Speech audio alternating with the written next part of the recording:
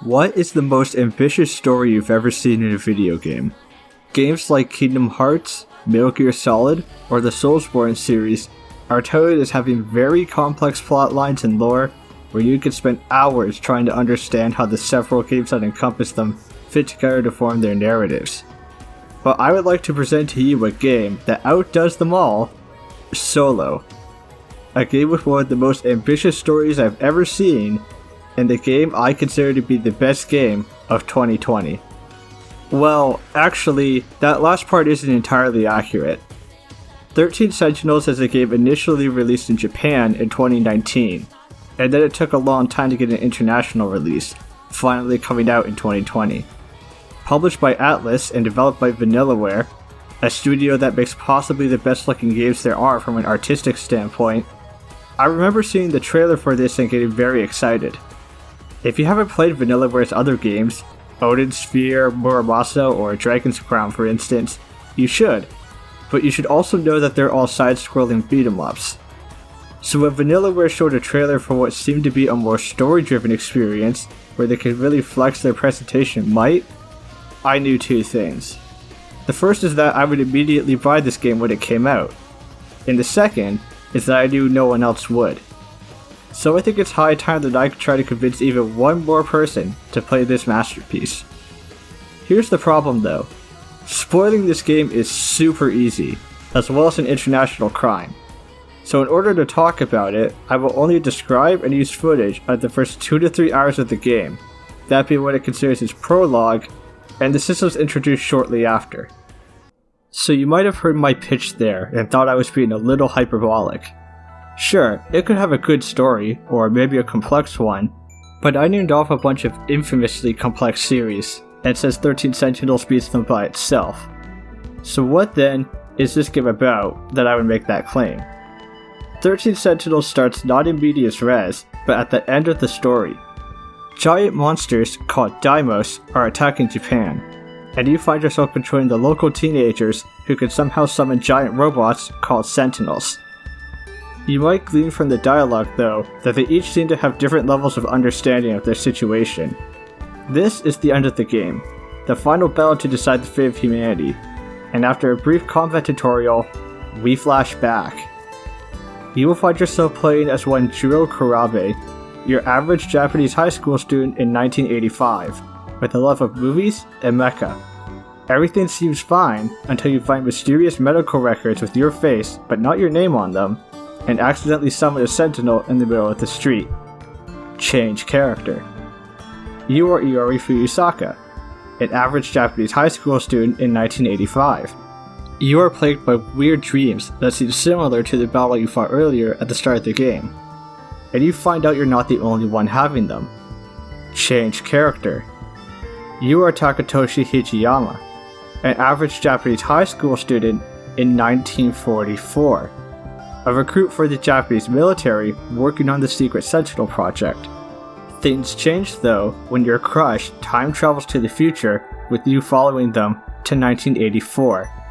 You find yourself stuck in the future with the goal of finding your crush, who you learn is actually a female presenting man, and time travel back to your time to stop the nuclear attack in Japan in World War II. Change character. Over the course of the prologue, you will find yourself playing as several characters, while cutting back to the final battle between the Sentinels and the Daimos.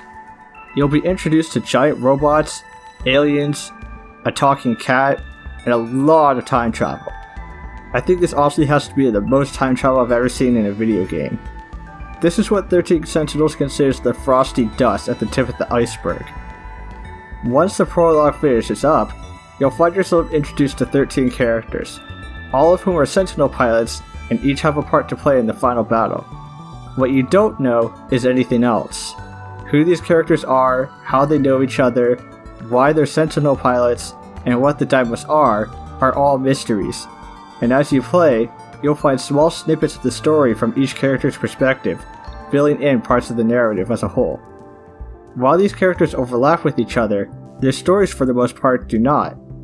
They will appear in a bunch of the other characters' sections, but the sections themselves are mostly unique, with instances of you seeing the exact same moment from different perspectives actually being less common than you would expect. The characters themselves are also pretty good, with each one feeling unique and having something interesting to contribute.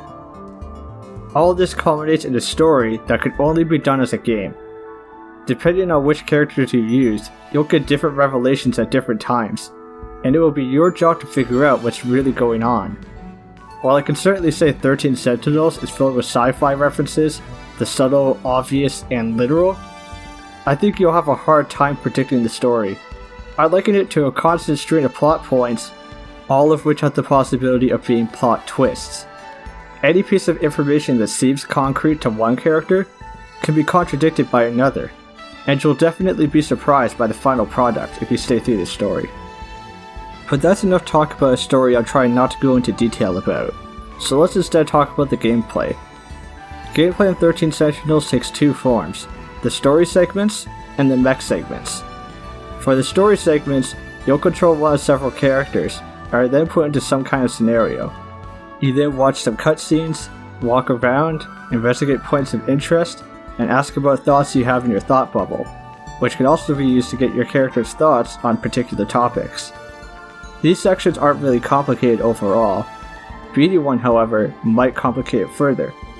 While some character stories are linear, where one section leads to the next, others will have multiple directions it can go, which can be done by talking to different characters, going different places, or maybe just knowing a new piece of information to bring up in conversation. As you go through each character, you'll gradually get locked out of progressing their story in particular, until you either progress another character, progress overall, or progress in the mech combat. So the mech combat in this game is pretty simple, but fun nonetheless. After the prologue, you'll get the full party of Sentinel pilots, each being of 1 to 3 archetypes. Type 1 Sentinels are good at close range combat, Type 3 are good at long range, Type 4 have maneuverability and support skills, and Type 2 break the game with their support turrets being overpowered. In combat, you'll be assigned to protect a particular point on the map, and enemies of various types will move towards it. You'll be able to deploy up to 6 characters at once, with characters getting tired if you use them consecutively. From here, each character will act on an active time gauge, where you can move them around to pick an action with varying effects and energy costs. As you progress, you'll also be able to upgrade your Sentinels as well, unlocking new abilities and improving the ones you already have. You'll also get map abilities at your disposal, as well as bonus criteria for each map to unlock something new in the recollection area. This is a great part of the game. There's a whole section of the game for the purpose of cataloging characters and concepts, as well as putting events into chronological order to better help the player understand how it all happened. So if you ever need reminded of something or to clear out the order of events, you can go here. Sound-wise, 13 Sentinels is very good. Both the English and Japanese voice cast sound great, and the music does a good job filling the wide range it has to. The real talking point here, though, is the game's graphics. Vanillaware's trademark watercolor painterly style is in full force here, and it's probably the best looking game they've ever made. Characters look stylized, yet natural, and for a game with a lot of characters, their designs are distinct enough to tell them apart without problem. The environments look gorgeous, and there's even a lot done with the lighting effects, which they totally didn't need to do, but it does go the extra step to make this game look fantastic. The combat sections are also surprisingly nice.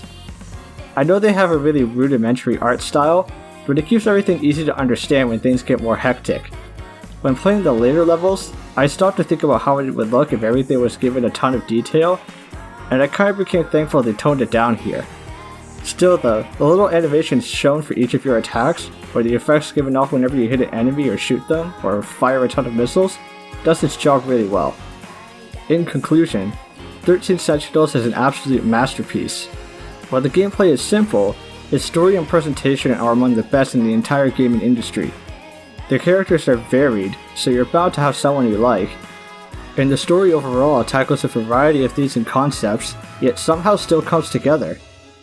So if my bare minimum pitch of the game sounds even remotely interesting, know that the full game is much, much more. Go play 13 Sentinels.